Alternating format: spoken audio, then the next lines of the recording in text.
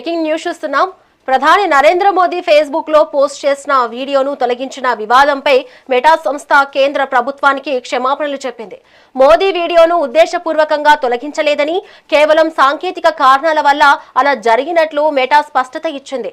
అంతేకాకుండా ఆ వీడియోను అందరికీ కనిపించేలా పునరుద్ధరించింది.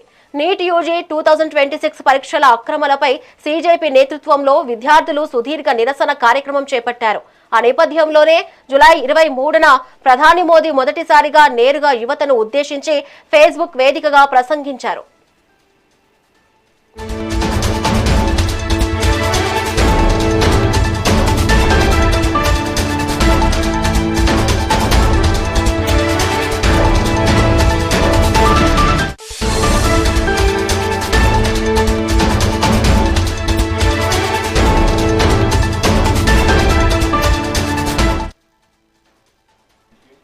ఆ ఫేస్బుక్ వీడియోలో పరీక్ష పేపర్ లీకేజీలకు పాల్పడే వారిపై ప్రభుత్వం కఠిన చర్యలు తీసుకుంటుందని ఆయన హామీ ఇచ్చారు.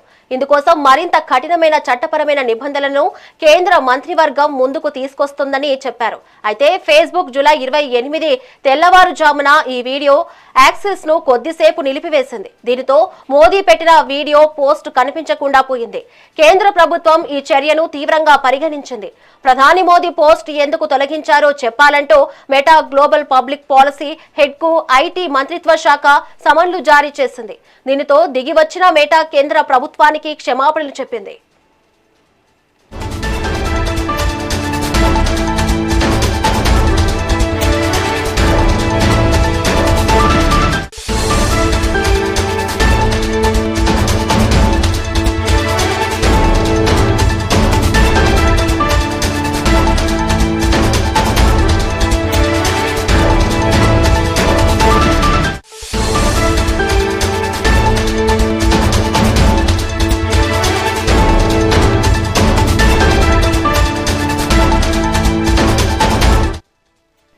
బ్రేకింగ్ న్యూస్ చూస్తున్నాం.